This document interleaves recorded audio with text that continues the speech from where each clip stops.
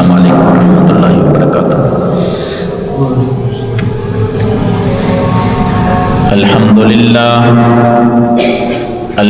للہ نحمده ونستعینه ونستغفره ونعوذ باللہ من شرور انفسنا ومن سیئات اعمالنا، من يهده الله فلا مضل له ومن يضلل فلا هادي له، وأشهد أن لا إله إلا الله وحده لا شريك له، وأشهد أن محمدًا عبده ورسوله، يا أيها الذين آمنوا اتقوا الله حق تقاته ولا تموتن إلا وأنتم مسلمون، يا أيها الذين آمنوا اتقوا الله وقولوا قولا سديدا يصلح لكم أعمالكم ويغفر لكم ذنوبكم، ومن يطع الله ورسوله فقد فاز فوزا عظيما، يا أيها الناس اتقوا ربكم الذي خلقكم من نفس واحدة وخلق منها زوجها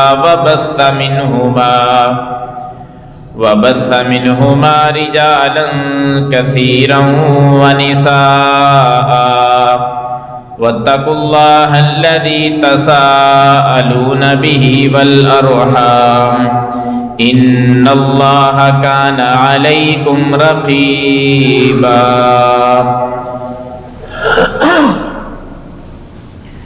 اللهم صل على محمد وعلى آل محمد كما صليت على إبراهيم وعلى آل إبراهيم إنك حميد مجيد، اللهم بارك على محمد وعلى آل محمد كما باركت على إبراهيم وعلى آل إبراهيم إنك حميد مجيد، أما بعد فإن خير الحديث كتاب الله، وخير الهدي هدي محمد صلى الله عليه وسلم، وشر الأمور محدثاتها، وكل محدثة بدعة، وكل بدعة ضلالة، وكل ضلالة في النار، أما بعد فأعوذ بالله السميع العليم من الشيطان الرجيم، من همزه ونفخه ونفثه، بسم الله الرحمن الرحيم،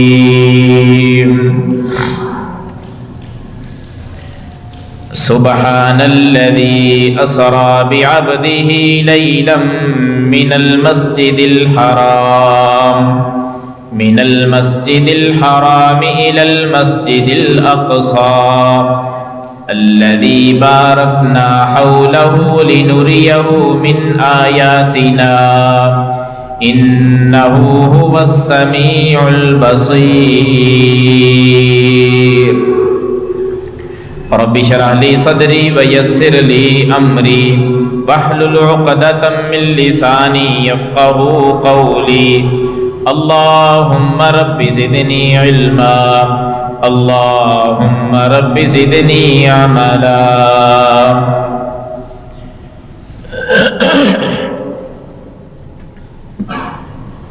واجب الاحترام دوستو، بزرگوں، عزیز ساتھیوں، عزت و احترام کے لائق اسلامی ماں اور بہن، ماہ رجب جاری ہے، اختتام کو پہنچنے والا ہے۔ اس مہینے کے اندر بہت سارے ایسے واقعات رونما ہوئے جو تاریخ اسلام کے اندر نمایاں کردار رکھتے ہیں۔ انہی واقعات میں سے ایک مشہور واقعہ معراج ہے۔ آج کے خطبہ میں واقعہ معراج کے متعلق چند گزارشات آپ احباب کے گوش گزار کرنا چاہوں گا کہ کچھ غلط فہمیاں ہیں لوگوں کی، ان غلط فہمیوں کو دور کرنے کی کوشش کریں گے، اور جو صحیح بات ہے وہ آپ تک پہنچانے کی قرآن و سنت کی روشنی سے انشاءاللہ اس کی بھرپور کوشش کریں گے۔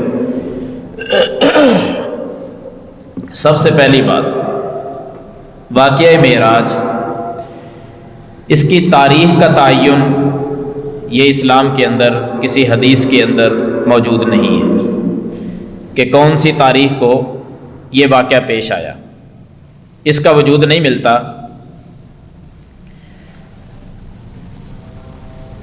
ہاں اتنی بات ضروری ہے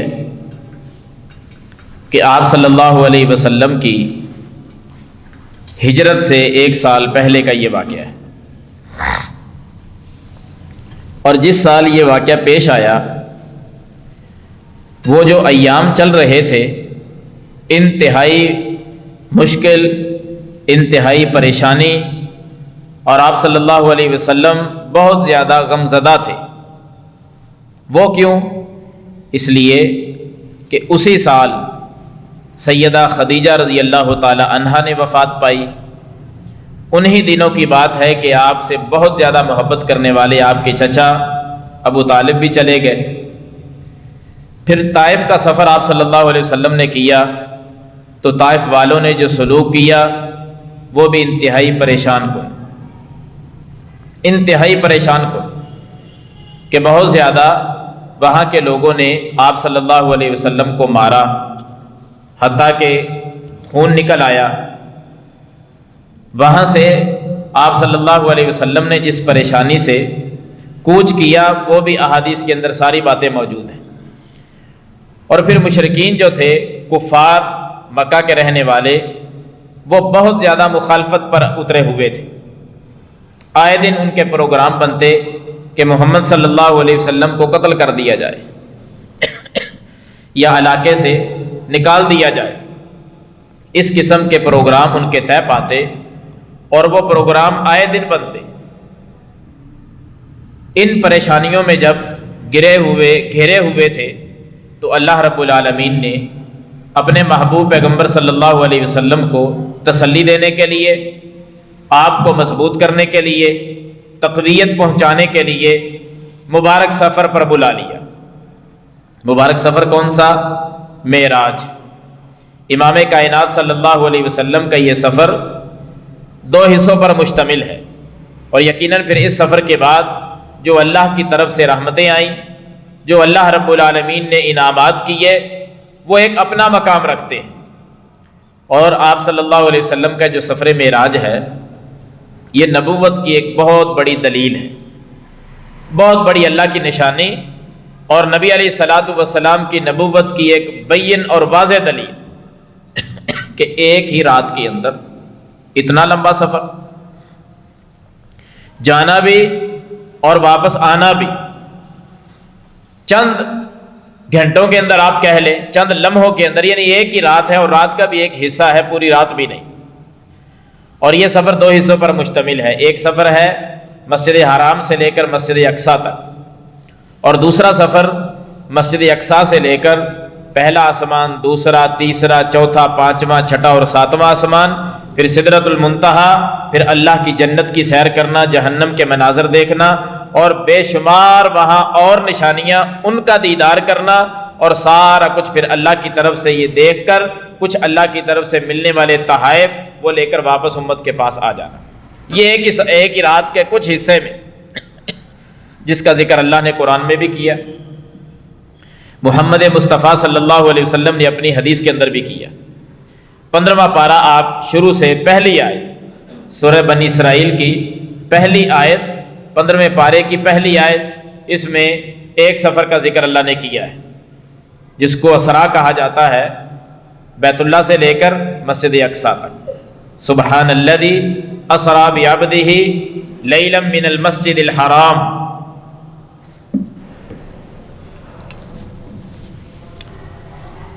اللہ رب العالمین فرماتے ہیں پاک ہے وہ ذات، سبحان الذی اسرا بعبدہ، پاک ہے وہ ذات جس نے سیر کروائی اپنے بندے کو، لیلا من المسجد الحرام، رات کے ایک حصے میں مسجد حرام سے لے کر الی المسجد الاقصیٰ، مسجد اقصیٰ تک، یعنی بیت اللہ سے لے کر مسجد اقصیٰ تک یہ سفر اللہ نے کروایا۔ اللہ کہتے ہیں میں نے کروایا ہے۔ الذی بارکنا حولہ، وہ کون سی مسجد اقصیٰ ہے؟ فرمایا جس کے ارد گرد ہم نے برکت رکھی ہے، لنریہ من آیاتنا، تاکہ ہم اپنی نشانیاں جو ہیں وہ دکھائیں، انہ هو السمیع البصیر، بے شک وہی سب کچھ سننے والا اور وہی سب کچھ دیکھنے والا ہے۔ یہ سفر اگر اس تفصیل میں ہم جاتے ہیں نا تو وقت درکار ہے، میں اشارے کروں گا اور چند باتیں ایک عنوان پر، ایک بات پر آپ کے سامنے انشاءاللہ رکھوں گا۔ نبی علیہ الصلوۃ والسلام فرماتے ہیں کہ میں حتیم کے اندر سویا ہوا تھا۔ یہ تمام احادیث کا خلاصہ آپ کے سامنے بیان کر رہا ہوں۔ حتیم جو بیت اللہ کے ساتھ والی جگہ ہے، چار دیواری گولائی میں کر کے اس کو جگہ کو الگ کیا ہوا، اس کو حتیم کہتے ہیں۔ آپ نے فرمایا کہ میں وہاں لیٹا ہوا تھا، میرے پاس ایک صاحب آئے، یعنی جبریل امین، انہوں نے آ کر بیدار کیا۔ سب سے پہلے شک صدر کا واقعہ پیش آیا، یہ اس سے پہلے بھی ہو چکا تھا بچپن میں، لیکن اس وقت پھر ہوا۔ آپ علیہ الصلوۃ والسلام کے سینے کو چاک کیا گیا، یہ ہنسلی سے لے کر ناف تک نبی صلی اللہ علیہ وسلم کا یہ سینہ مبارک اور پیٹ مبارک اس کو چیر دیا گیا، دل کو باہر نکالا گیا، سونے کا ایک تشت بڑی پلیٹ منگوائی گئی جو ایمان و حکمت سے بھری ہوئی تھی، اس میں دل رکھا گیا، زمزم کے پانی سے دھویا گیا اور اس میں سے اس قسم کی چیزوں کی صفائی کر دی گئی اور حکمت و دانائی اور ایمان اس کے اندر بھر دیا گیا، اور دوبارہ دل کو اپنی جگہ پہ رکھ کر نبی علیہ الصلوۃ والسلام فرماتے ہیں کہ میرے سینے کو سلائی کر دیا گیا، ٹانکے لگا دیے گئے، اور آپ فرماتے ہیں کہ میرے صحابہ مجھے تکلیف ذرا برابر بھی نہیں ہوئی۔ اللہ رب العالمین نے، یہ اللہ کی قدرت ہے، اللہ کی قدرت کے کرشمے ہیں، محمد مصطفیٰ صلی اللہ علیہ وسلم کی نبوت کی یہ نشانیاں ہیں، تکلیف نہیں ہوئی۔ آپ صلی اللہ علیہ وسلم کو پھر آگے سفر کے لیے ایک براق سواری منگوائی گئی۔ نبی علیہ السلام نے اس کی بھی وضاحت کی کہ وہ جو براق تھا نا، جانور تھا ایک، فرمایا گدھے سے وہ تھوڑا سا بڑا تھا، خچر سے چھوٹا تھا، سفید رنگ کا، اس پر مجھے سوار کیا گیا۔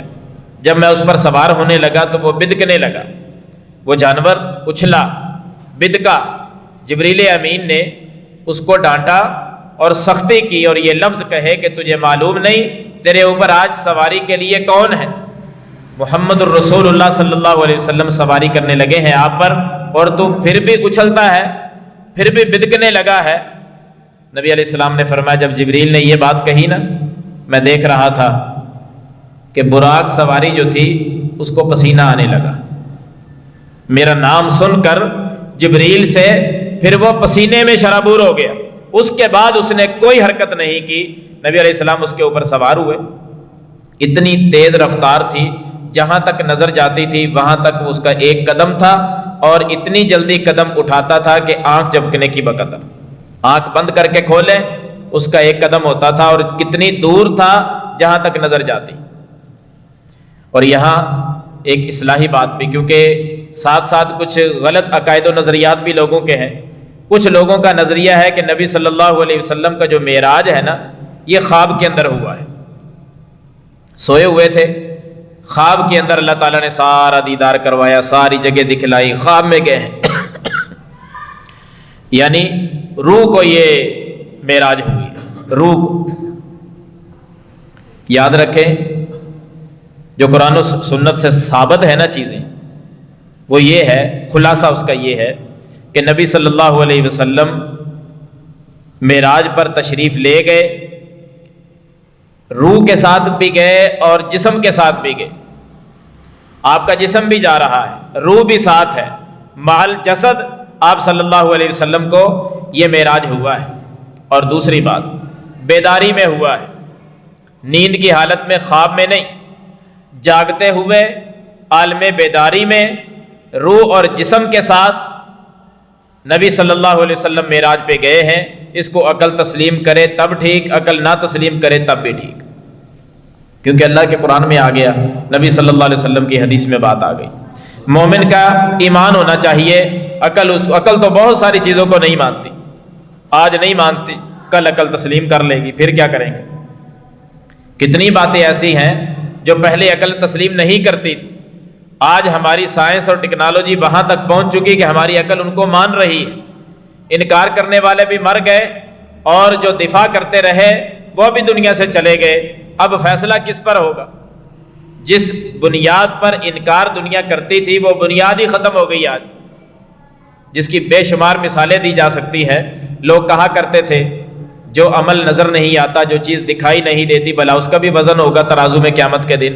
ایک بندہ سبحان اللہ پڑھتا ہے، حدیثوں میں آتا ہے اس کا وزن ہوگا، ترازو میں رکھ کر وزن کیا جائے گا۔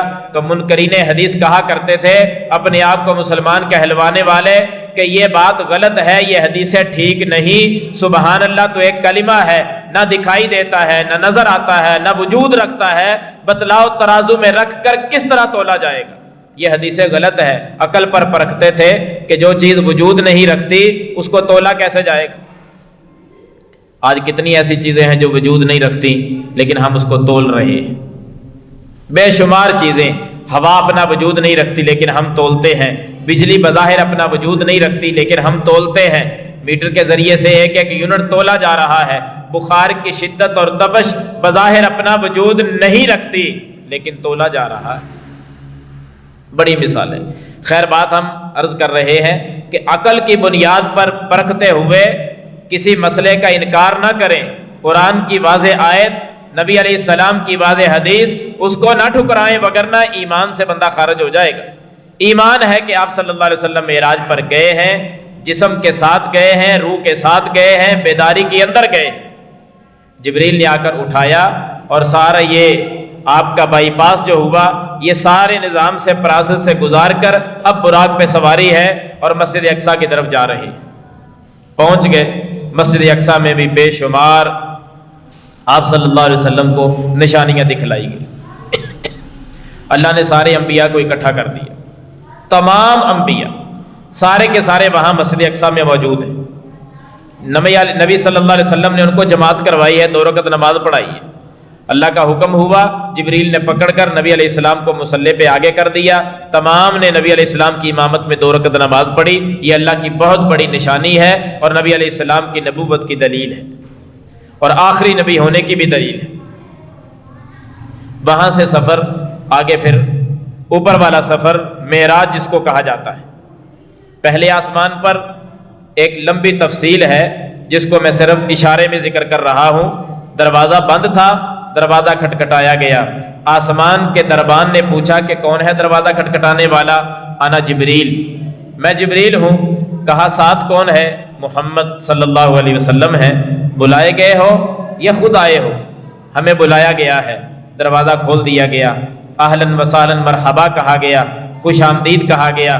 سیدنا آدم علیہ السلام سے ملاقات ہوئی، انہوں نے بھی پیار محبت کیا، بیٹا کہہ کر بلایا، اللہ کا نبی اور رسول کہہ کر پکارا، خوش آمدید کہا۔ اسی طرح دوسرا تیسرا سارے آسمانوں پر اللہ کے بعض انبیاء اور رسولوں سے ملاقاتیں ہوئیں، 7 آسمان کراس کر لیے اور پھر سدرۃ المنتہا تک، اس سے بھی آگے پھر جنت کے مناظر ہیں۔ حضرات یہ ساری منزلیں طے کرتے ہوئے ابھی ایک ہی رات کا کچھ حصہ گزر رہا ہے، اللہ کے پاس پہنچے۔ یہ باتیں میں 2 آپ کو آج سنانا چاہتا ہوں کہ اللہ کے پاس جب پہنچے ہیں وہاں کچھ چیزیں آپ کو بطور مہمان نوازی کے پیش کی گئی، اور جب واپسی ہوئی نا کچھ چیزیں نبی صلی اللہ علیہ وسلم کو بطور تحفہ دی گئی۔ بس یہ 2 باتیں آج کے خطبے میں ہیں جس کو تحفہ معراج، کہ نبی علیہ السلام جب پہنچے تو بطور مہمانی کے کیا دیا گیا اور ہماری حالت کیا ہے، اس پہ غور کرنا ہے۔ جب واپس آئے تو نبی علیہ السلام کو بطور تحفہ کون سی چیزیں دی گئیں اور ہماری آج کل کی کیا حالت ہے. بس یہی آج کا خطبہ ہے. نبی علیہ الصلوۃ والسلام جب پہنچے نا تو نبی صلی اللہ علیہ وسلم قاری صاحب ان کو منع کرنے جا گئے. نبی کریم صلی اللہ علیہ وسلم نے جب اللہ رب العالمین کے پاس پہنچے، یہاں ایک بات عقیدے کی نوٹ کر لیں، براہ راست نبی علیہ السلام سے ملاقات نہیں ہوئی اللہ تعالیٰ کی. دوبارہ پھر غور کریں کہ نبی صلی اللہ علیہ وسلم کے سامنے ایسے اللہ تعالیٰ ہوں، اب دیدار کیا ہو، ایسا نہیں ہوا. بات ہوئی ہے پردے کے اندر. سید عائشہ رضی اللہ تعالی عنہ، کیونکہ یہ بات میں اپنی طرف سے نہیں کہہ رہا، صحیح بخاری پڑھے، ام المومنین فرماتی ہیں کہ جو بندہ یہ کہتا ہے نا کہ معراج کی رات اللہ کے رسول صلی اللہ علیہ وسلم نے اللہ کو دیکھا ہے، وہ بندہ جھوٹ بولتا ہے، وہ کذاب انسان ہے. کیونکہ ان آنکھوں کے اندر اللہ نے یہ طاقت نہیں رکھی کہ کوئی اللہ کو دیکھ سکے. قرآن مجید میں بھی بے شمار آیات، موسیٰ علیہ السلام نے اصرار کیا تھا نا، اللہ کے بڑے پیارے تھے، وہ بھی کلیم اللہ تھے، براہ راست بات ہوتی تھی موسیٰ علیہ السلام کے ساتھ، بغیر جبریل کے بھی اللہ کلام کر لیا کرتے تھے، جو باقی تمام انبیاء کو کسی کو یہ اعزاز حاصل نہیں ہوا. اس کے باوجود بھی موسیٰ علیہ السلام دنیا میں اللہ کو نہیں دیکھ سکے. اصرار کیا تھا، محبت میں، پیار میں بار بار اللہ کو کہا کہ یا اللہ میرا جی چاہتا ہے میں تجھے دیکھوں، نہ دیکھ پائے. اللہ نے کہا نہیں دیکھ سکتے، نہیں یا اللہ میں نے دیکھنا ہے. اللہ نے فرمایا ٹھیک ہے پھر فلاں پہاڑ پر آ جاؤ، میں اپنا عکس تجھے دکھلاتا ہوں. پہاڑ پہ آئے، اللہ تعالیٰ نے عکس اپنا سامنے کیا. جیسے عکس سامنے آیا پہاڑ ریزہ ریزہ ہو گیا. موسیٰ علیہ السلام بے ہوش ہو کر گر گئے. فوراً ہوش آنے پر رجوع کیا کہ میرے اللہ واقعتاً میں تجھے نہیں دیکھ سکتا، نہیں دیکھ پائے. اسی طرح نبی صلی اللہ علیہ وسلم بھی اللہ تعالیٰ کو نہیں دیکھ سکے. ایک خواب کا واقعہ ملتا ہے، وہ ایک الگ بات ہے. نبی صلی اللہ علیہ وسلم نے خواب میں اللہ تعالیٰ کا دیدار کیا ہے، وہ حدیث بھی کئی مرتبہ میں سنا چکا ہوں. خواب میں اللہ کو دیکھنا اور بات ہے، بیداری کے اندر دیکھنا اور بات ہے. خواب میں نبی صلی اللہ علیہ وسلم کو اللہ کا دیدار ہوا ہے، یہ حق اور سچ ہے، جامع ترمذی میں حدیث ہے. لیکن بیداری کے اندر معراج کی رات اللہ کا دیدار نہیں ہوا. آپ علیہ السلام گئے، جبریل کیونکہ ساتھ تھے. آپ علیہ السلام جیسے پہنچے ہیں، مہمانی کے طور پر 3 چیزیں پیش کی گئی. یہ میں 2-3 حدیثوں کا خلاصہ آپ کے سامنے بیان کر رہا ہوں. 3 چیزیں پیش کی گئی. نمبر 1 دودھ پیش کیا گیا، نمبر 2 شہد پیش کیا گیا، نمبر 3 شراب پیش کی گئی. شہد، دودھ اور شراب بطور مہمانی کے کہ آپ اس کو استعمال کریں. آپ صلی اللہ علیہ وسلم نے دودھ کو پسند فرمایا، دودھ لیا اور پی لیا. دودھ پکڑ کر پیا نا تو جبریل امین کہنے لگے اے اللہ کے رسول صلی اللہ علیہ وسلم، آپ نے فطرت کو پسند کر لیا ہے. آپ نے کس چیز کو پسند کر لیا؟ فطرت کو. آپ فطرت پر ہیں، آپ نے فطرت کو پسند کیا ہے. ایک دوسری حدیث میں جبریل نے یہ بھی کہا کہ اے نبی صلی اللہ علیہ وسلم، اگر آپ شراب کو پسند کرتے، کیونکہ اس وقت تو شراب حرام ہی نہیں تھی، پی جاتی تھی، پھر جو وہاں شراب دی گئی، آپ علیہ السلام کو جبریل کہنے لگے کہ اے نبی اگر آپ شراب کو پسند کر لیتے آپ کی ساری امت گمراہ ہو جاتی. آپ نے فطرت کو پسند کیا ہے، دودھ کو لیا ہے اور اس کو پی لیا. آپ فطرت پر ہیں، فطرت کو پسند کیا ہے.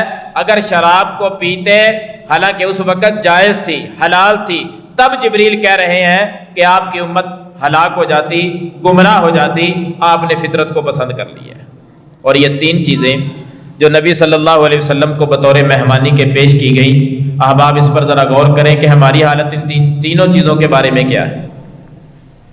یہ کتنی اعلیٰ چیز، دودھ اور شہد، ان دونوں کی مثالیں قرآن و حدیث کے اندر بے شمار ہیں.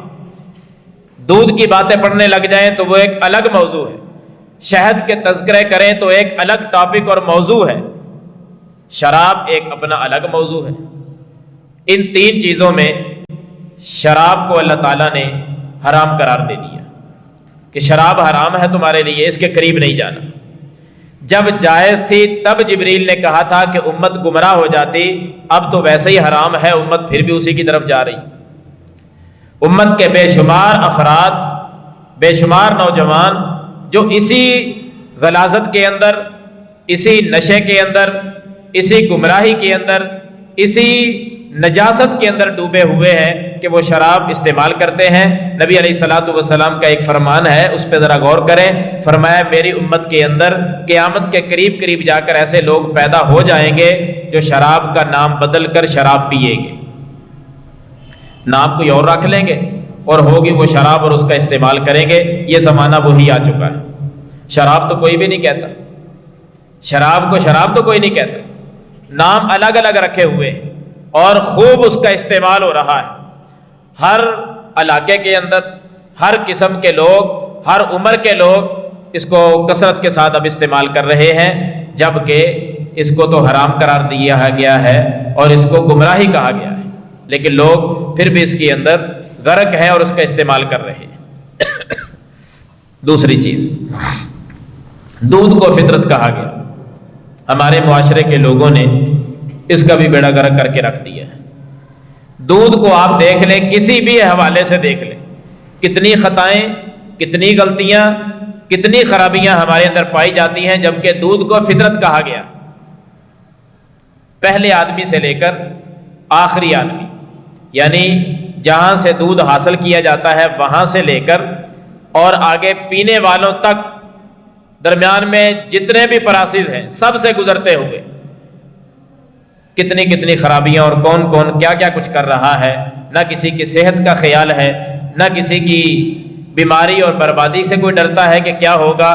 ہر قسم کا کام کر گزرتے ہیں چند ٹکوں کی خاطر، چند ٹکوں کی خاطر سب قسم کی خرابی اور بیماری اور زہر تک ملا دیتے۔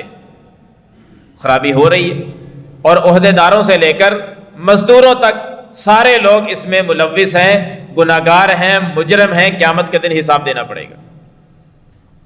بہت ساری حدیثیں جن کو میں آج کے خطبے میں سامنے نہیں لا رہا کیونکہ بات آگے تک آپ کی لے کر چلنی ہے۔ تیسری چیز کو دیکھ لیں، شہد کا معاملہ ہے۔ جو حالات شہد کے ہیں وہ بھی کسی سے چھپے ہوئے نہیں ہیں۔ جس طرح دودھ ہے ویسے ہی شہد بنا کے رکھ دیا، جبکہ شہد اللہ تعالیٰ قرآن میں فرماتے ہیں یہ شفا ہے۔ اللہ تعالیٰ نے شہد کے اندر بیماریوں کی شفا رکھی ہے۔ نبی صلی اللہ علیہ وسلم کی احادیث پڑھ کر دیکھیں، قرآن میں شہد بنانے والی مکھیوں کا ذکر ہے، ان کے انداز کا تذکرہ ہے۔ آپ 14واں پارہ پڑھ کر دیکھیں، جس انداز میں وہ چلتی ہیں ان کے چلنے کا ذکر قرآن میں، آ کر جہاں وہ اپنا گھر بناتی ہیں اس کا ذکر قرآن کے اندر، گھر بنانے کے جو جگہ ہیں ان کا تذکرہ قرآن کے اندر، اور جس چیز سے شہد بناتی ہیں ان کا ذکر قرآن کے اندر، جس انداز میں شہد بناتی ہیں وہ انداز بھی قرآن کے اندر، اور پھر اس کو شفا اللہ تعالیٰ نے قرار دے دیا۔ حضرات، ان مکھیوں سے لے کر شہد بنانے تک کا تذکرہ اللہ نے قرآن میں کیا ہے اور اس کو شفا بھی کہا ہے۔ لوگ پھر بھی اس کے اندر خرابی کرنے سے باز نہیں آتے۔ یہ تین چیزیں اللہ تعالیٰ نے مہمان نوازی کے طور پر جناب محمد رسول اللہ صلی اللہ علیہ وسلم کو پیش کی۔ آپ نے دودھ کو پسند فرمایا، تبھی کہا تھا نا آپ صلی اللہ علیہ وسلم نے ایک حدیث میں فرمایا کہ کوئی دودھ پیش کرے نا انکار نہ کیا کرو۔ کوئی دودھ پیش کرے تو یہ ایسا تحفہ ہے، آپ اس کو لیں اور استعمال کر لیں۔ خواہ مخواہ اس کا انکار کرنا یہ جائز اور درست نہیں ہے۔ آپ صلی اللہ علیہ وسلم کو جنت کے مناظر دکھائے گئے، جہنم بھی باہر سے دکھائی گئی، آگے بے شمار واقعات ہیں کہ جنت میں کیا کیا کچھ دیکھا۔ اگر ہم اس طرف جاتے ہیں تو اگلی باتیں ہماری ویسی رہ جائیں گی۔ انشاءاللہ پھر کبھی کسی موقع پر یہ تذکرے بھی کریں گے کہ جنت کے اندر اللہ تعالیٰ نے کیا دکھایا، اس سفر پر جب گئے تو اور کیا کیا کچھ سامنے آیا، امت کے لیے سبق کیا ہے اس کے اندر۔ نبی کریم صلی اللہ علیہ وسلم جب واپس آنے لگے نا، ساری باتیں سارا کچھ مناظر دیکھ لیے، جب واپس ہونے لگے اللہ رب العالمین نے 3 تحفے عطا فرمائے۔ مہمانی کے طور پر کتنی چیزیں تھیں؟ 3۔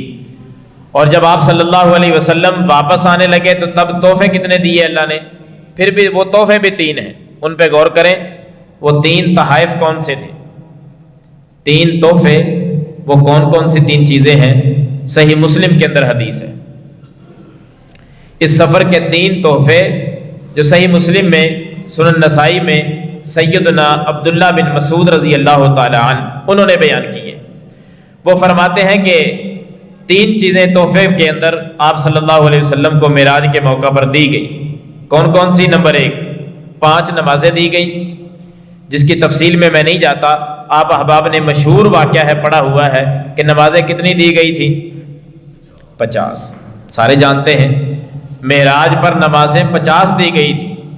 جناب موسیٰ علیہ السلام سے جب واپسی پر ملاقات ہوئی نا، تو انہوں نے کہا کہ کیا اللہ تعالیٰ نے دیا آپ کو؟ 50 نمازیں۔ موسیٰ علیہ السلام نے کہا میرا اپنی قوم کے ساتھ بڑا تجربہ ہے، یہ لوگ نہیں پڑھیں گے 50 نمازیں، اللہ کو کہو کہ ان کو کم کر دیں۔ اللہ تعالیٰ کو دوبارہ درخواست کی، اللہ تعالیٰ نے 5 نمازیں کم کر دیں، 45 رہ گئی۔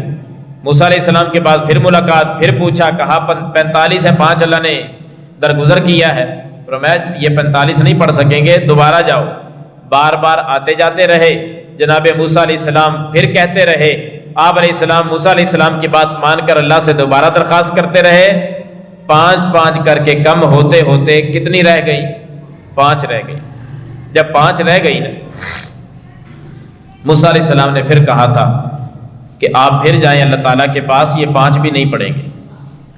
تو نبی کریم صلی اللہ علیہ وسلم نے فرمایا تھا کہ اے موسیٰ، اب مجھے اللہ کے پاس جاتے ہوئے شرم آتی ہے کہ جس اللہ نے 50 نمازیں دی تھی، اس اللہ نے محبت میں میرے بار بار کہنے سے صرف 5 کر دی ہیں، اب 5 بھی نہیں پڑھ سکیں گے، میں 5 کے بارے میں اب نہیں جاؤں گا اللہ تعالیٰ کے پاس۔ اور جب آپ علیہ السلام نے یہ فرمایا کہ میں اب اللہ کے پاس نہیں جاؤں گا، اللہ رب العالمین نے بھی ساتھ یہ کہہ دیا کہ میرے ہاں باتیں تبدیل نہیں ہوتی، لا یبدل القول لدی، میرے ہاں جو بات ہے نا اس کو تبدیل نہیں کیا جاتا۔ پھر آپ نے فرمایا کہ اللہ نے کہا، یہ جو بات ہے نا کہ میرے ہاں بات تبدیل نہیں ہوتی، تو اللہ کے ہاں کتنی نمازیں تھیں؟ 50۔ فرمایا کہ اب میں نے 50 تبدیل نہیں کی، تمہیں رخصت دے دی ہے، تمہارے لیے نرمی کر دی ہے، اے محمد صلی اللہ علیہ وسلم تمہاری امت 5 ہی پڑھے گی، لیکن میرے ہاں وہ 50 ہی لکھی جائیں گی۔ یہ میری محبت ہے، اللہ کہتے ہیں کہ آپ کے امتی 5 پڑھیں گے، میں اپنے بندوں کی 5 نہیں لکھوں گا بلکہ میں 50 لکھوں گا، ایک نماز کے بدلے 10 نمازوں کا ثواب عطا کروں گا۔ وہ 5 پڑھ جائیں گے، میرے ہاں 50 لکھی جائیں گی، 50 ہی میں نے فرض کی ہیں، 50 ہی کا میں اجر لکھوں گا، لیکن میرے بندے پڑھیں گے 5۔ یہ اللہ کی محبت ہے۔ اور اب آپ غور کریں اس تحفے کے ساتھ ہم نے کیا کیا ہے۔ یہ معراج کا تحفہ ہم نے اس کے ساتھ کیا حشر کیا ہے؟ کتنے افراد ہیں جو 5 وقت کے نمازی ہیں؟ یہ تو 50 تھی، تب کیا بنتا اگر 50 ہی رہتی؟ اب 5 پڑھنے کے لیے کوئی تیار نہیں۔ یہ تحفہ معراج ہے۔ معراج کا واقعہ تو لوگ بڑا ذوق شوق کے ساتھ سنتے اور سناتے ہیں، جو نبی علیہ السلام پیغام لے کر آئے تھے، کبھی اس کی طرف بھی ہماری توجہ جائے، ہمارا دھیان کبھی اس کی طرف بھی جائے۔ 50 نمازیں اللہ نے 5 کر دی اور امت پھر بھی پڑھنے کے لیے تیار نہیں، تو یہ بہت بڑی گمراہی ہے لوگوں کی کہ 5 نمازیں نہیں پڑھتی۔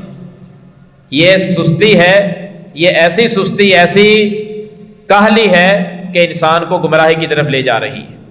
اس سے بڑی گمراہی اور کیا ہوگی کہ بندہ نماز ہی نہیں پڑھتا۔ حقیقت ہے یہ بہت بڑی گمراہی ہے۔ تو دوسرے تحفے پہ غور کریں جو اللہ رب العالمین نے اپنے پیغمبر صلی اللہ علیہ وسلم کو معراج کے موقع پر دیا۔ عبداللہ بن مسعود رضی اللہ تعالیٰ عنہ کہتے ہیں دوسرا تحفہ، نماز کے بعد اللہ تعالیٰ نے سورۃ البقرہ کی جو آخری آیات ہے نا، آخری 2 آیتیں، آمن الرسول بما انزل الیہ آخر تک، یہ 2 آیات اللہ نے تحفے میں دی ہیں۔ معراج کے موقع پر یہ 2 آیات تحفے میں دی۔ کون سی 2 آیتیں؟ سورۃ البقرہ کی آخری 2 آیتیں، 5 نمازیں اور 2 آیات سورۃ البقرہ کی، یہ تحفہ ملی ہے، اور ہم نے اس کی طرف بھی توجہ نہیں کی۔ جتنے احباب بیٹھے ہیں اگر غور کریں تو کتنے کا آپ میں سے ایسے نکلیں گے کہ جن کو یہ 2 آیات زبانی یاد ہوں گی؟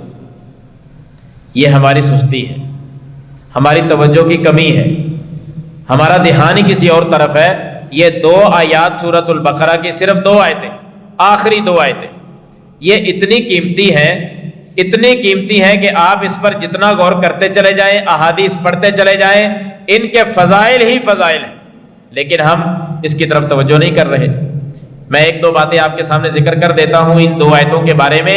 صحیح بخاری میں حدیث ہے، اللہ کے رسول صلی اللہ علیہ وسلم نے فرمایا کہ یہ جو 2 آیتیں ہیں نا سورۃ البقرہ کی آخری، جو بندہ رات کے وقت پڑھ لیتا ہے جب جائے نا سونے کے لیے بستر پر، تو ان 2 آیتوں کی تلاوت کر لے۔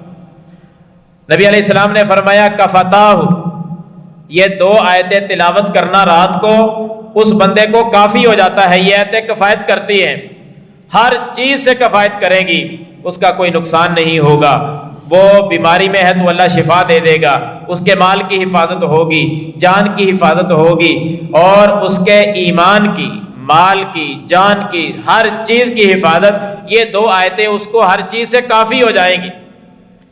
ہم اپنی چھوٹی چھوٹی اور بڑی بڑی پریشانیاں لے کر در بدر پھرتے رہتے ہیں، اور یہ اتنا قیمتی نسخہ ہے کہ سورۃ البقرہ کی آخری 2 آیتیں پڑھیں اور سو جائیں، اللہ تعالیٰ کی طرف سے یہ 2 آیتیں ہر اعتبار سے کافی ہو جائیں گی۔ تو احباب یاد کریں گے بھائی، یہ 2 آیتیں چھوٹی سی ہیں، ان کو یاد کر لیں۔ میں اس لیے کہہ رہا ہوں یاد کر لیں تاکہ جہاں جہاں پڑھنے کا ذکر ہے ہم اس کو بآسانی پڑھتے رہیں گے۔ جتنی دیر یاد نہیں ہوتی آپ اس کو کاغذ پر لکھ کر اپنے پاس رکھیں، اپنے تکیے کے پاس رکھ لیں، جب سونے لگیں دیکھ کر تلاوت کر لیں۔ جتنی دیر زبانی یاد نہیں ہوتی آپ دیکھ کر پڑھ لیا کریں۔ اور یہ ہے کتنی قیمتی، اس پہ غور کریں۔ ایک تو ہے یہ انسان کے معاملات میں معاون ہے، کافی ہو جاتی ہیں یہ 2 آیتیں۔ اگر کوئی شخص چاہتا ہے نا کہ میں دعا کروں اور میری دعا اللہ قبول کرے، تو اپنی دعاؤں کے اندر ان 2 آیتوں کو پڑھا کرو۔ آمن الرسول بما انزل، یہ جو آیت ہے اس سے لے کر آخر تک سورۃ البقرہ کی تلاوت کر جائیں، 2 آیتیں دعا میں پڑھ جائیں، اللہ اس دعا کو قبول فرما لیتا ہے۔ اس میں دعائیں ہیں ساری، واعف عنا واغفر لنا وارحمنا، یہ ساری دعا ہے کہ اے اللہ مجھے معاف کر دے، ہم پہ رحم کر، دشمن کو ہم پر غلبہ نہ دینا، ہمیں فتح عطا فرما، یہ ساری دعائیں ہیں۔ اور اس کی دلیل کیا ہے کہ یہ قبول ہوتی ہے؟ نبی صلی اللہ علیہ وسلم کا ایک فرمان سنیں جو سنن نسائی میں بھی ہے، دیگر کتابوں میں بھی ہے۔ عبداللہ بن عباس رضی اللہ تعالیٰ عنہ نے بیان کیا ہے، بڑی قابل غور بات ہے۔ نبی صلی اللہ علیہ وسلم فرماتے ہیں کہ آپ علیہ السلام نے ایسے تشریف فرما تھے۔ عبداللہ بن عباس کہتے ہیں کہ ہم بیٹھے ہوئے تھے ساتھ، ہم تھوڑا سا فاصلے پر تھے، جو بالکل آپ کے قریب بیٹھے تھے نا وہ جبریل امین تھے۔ سیدنا جبریل امین علیہ السلام نبی صلی اللہ علیہ وسلم کے پاس آئے ہوئے تھے، اللہ کا کوئی پیغام لے کر، کوئی وحی لے کر پاس بیٹھے تھے۔ اچانک کیا ہوا، زوردار آواز آئی، ایک دھمک پیدا ہوئی، جس طرح کوئی وزنی چیز گرتی ہے نا تو ایک دھمک سی پیدا ہوتی ہے، ایسے آواز اوپر سے آئی۔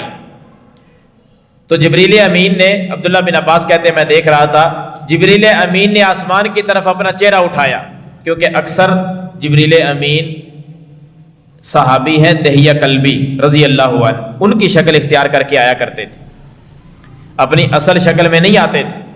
جبریل امین ایک انسانی شکل میں عام طور پر اکثر جب آتے تو دہیہ کلبی رضی اللہ عنہ کی شکل میں آتے، کبھی کبھی کسی اور شکل میں بھی آ جاتے، یعنی کسی اور آدمی کی شکل اختیار کر کے بھی آ جاتے، زیادہ تر دہیہ کلبی کی شکل میں آتے تھے۔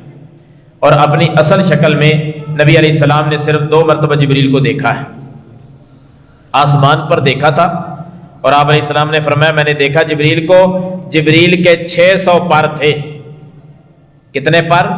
600 پر، اور ایک پر جبریل کا اتنا بڑا کہ اگر اس پر کو جبریل امین ایسے کھول دے، زمین سے لے کر آسمان تک کا خلا ایک پر سے بھر جائے، اور اتنے بڑے بڑے پر جو ہیں وہ 600 پر تھا۔ سیدنا عبداللہ رضی اللہ تعالیٰ عنہ جنہوں نے یہ حدیث بیان کی ہے نا، صحیح بخاری میں ہے یہ، انہوں نے پھر ایک اور وضاحت بھی کی ہے۔ وہ کہتے ہیں کہ جبریل امین اتنے بڑے ہیں، اتنے بڑے تھے کہ یہ جو 2 درمیانی کندھے کا فاصلہ ہے نا، ایک کندھے سے لے کر دوسرے کندھے کا درمیان والا فاصلہ، یہ جبریل کا کتنا بڑا تھا۔ سیدنا عبداللہ رضی اللہ عنہ بیان کرتے ہیں کہ جبریل کا ایک کندھے سے لے کر دوسرے کندھے تک کا درمیان والا فاصلہ اتنا بڑا تھا کہ اگر تیز رفتار میں اڑنے والا کوئی پرندہ ہو وہ اپنی تیز رفتاری میں اڑنا شروع کر دے، اڑتا جائے 500 سال وہ اپنی اڑان بھرے، 500 سال میں جتنا سفر وہ طے کرے گا، جبریل کے ایک کندھے سے لے کر دوسرے کندھے تک اتنا فاصلہ ہے۔ تو پھر اصلی شکل میں کیسے آتے؟ نہیں آتے تھے، جبریل امین نہیں آتے تھے اپنی اصل شکل میں، دنیا ڈر جاتی۔ حضرات وہ دہیہ قلبی کی شکل اختیار کر کے آتے، میرے محبوب کے پاس بیٹھے ہوئے تھے۔ عبداللہ بن عباس رضی اللہ عنہ کہتے ہم دیکھ رہے تھے، اوپر سے آواز آئی، جبریل نے اپنا چہرہ اوپر آسمان کی طرف اٹھایا اور اٹھا کر پھر بتانے لگے، کہنے لگے کہ اے محمد صلی اللہ علیہ وسلم، یہ جو ابھی آواز آئی ہے نا، یہ آسمان سے ایک دروازہ کھلا ہے، اس کی آواز آئی ہے۔ آسمان سے ایک دروازہ کھلا ہے جو پہلے کبھی نہیں کھولا گیا تھا، آج پہلی مرتبہ کھلا ہے۔ اور اے محمد صلی اللہ علیہ وسلم، میں ابھی دیکھ رہا ہوں ایک فرشتہ بھی نازل ہو رہا ہے، وہ پہلے کبھی زمین پر نہیں آیا، ابھی آ رہا ہے۔ یہ بتا ہی رہے تھے، فرشتہ پہنچ گیا، نبی صلی اللہ علیہ وسلم کے پاس فرشتہ آ گیا، آ کر سب سے پہلے اس نے سلام کیا۔ نبی صلی اللہ علیہ وسلم کو سلام، یہ بھی آپ کی عظمت ہے کہ اللہ کے فرشتے سلام کرنے کے لیے اللہ سے اجازت لیتے کہ اے اللہ اجازت دو، تیرے نبی کو سلام کرنے کو جی چاہتا ہے، اللہ اجازت دے دیتے۔ یہ فرشتہ جب آ رہا تھا، اللہ تعالیٰ نے ایک پیغام بھی دیا کہ سلام کرنے جا رہے ہو، ایک پیغام بھی لے جاؤ۔ آ کر سلام کیا، سلام کرنے کے بعد اللہ کا ایک پیغام سنایا۔ اللہ کا پیغام یہ سناتے ہیں کہ اے محمد صلی اللہ علیہ وسلم، جبریل پاس بیٹھے ہیں، یہ دوسرا فرشتہ آیا ہے، آ کے اللہ کا پیغام سناتا ہے کہ اے محمد صلی اللہ علیہ وسلم، اللہ نے آپ کو 2 نور عطا کیے ہیں، وہ 2 نور آپ کو مبارک ہوں۔ وہ 2 نور ایسے ہیں کہ اللہ نے آپ سے پہلے اپنے کسی نبی کو بھی وہ 2 نور نہیں عطا کیے۔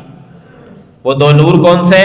فرمانے لگے کہ ایک سورۃ الفاتحہ ہے اور دوسرا نور سورۃ البقرہ کی آخری آیات ہے، یہ اللہ نے آپ کے نام کر دی۔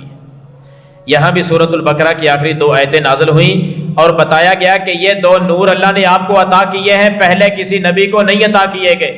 اور اس کے بعد پھر ایک اور بات بتائی، کہنے لگے کہ ان 2 آیات کے اندر، سورۃ البقرہ کی 2 آیتیں اور سورۃ الفاتحہ، فرمانے لگے کہ ان 2 سورتوں کے اندر، ان 2 آیات کے اندر، ان 2 نوروں کے اندر اللہ نے جو کچھ بیان کیا ہے، اے نبی اللہ فرماتے ہیں کہ جو مانگو گے ان 2 آیات کو پڑھ کر، یعنی سورۃ الفاتحہ کو اور آیت دوسری سورۃ البقرہ کی آخری 2 آیات، ان کو پڑھو گے، ایک ایک حرف کے اندر جو کچھ ہے اللہ تعالیٰ وہ تمہیں عطا فرما دے گا، یعنی دعائیں قبول ہو جائیں گی۔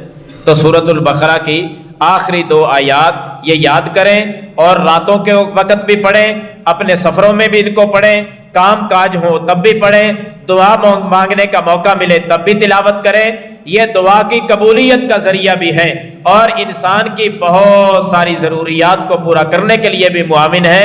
ہر قسم کی بات سے یہ کافی ہو جائیں گی، بس معاملہ یہ ہے کہ ہم پڑھنے والے بن جائیں۔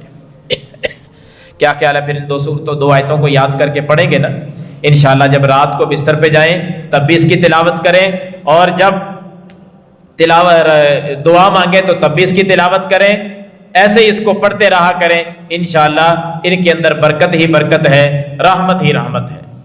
اور تیسری اور آخری چیز جو تحفہ معراج ہے، پہلی چیز تحفے میں 5 نمازیں، دوسری چیز اللہ نے یہ 2 آیتیں دی تحفے کے طور پر، سورۃ البقرہ کی آخری 2 آیتیں، اور تیسری چیز جو اللہ تعالیٰ نے امت محمدیہ کے لیے دی ہے، تحفہ نبی کو دیا، اور آ کر نبی علیہ السلام نے اپنی امت کو، اگر تینوں چیزوں کو دیکھا جائے نا، تینوں چیزیں ہیں تو امت کے لیے، تینوں چیزیں امت کے لیے۔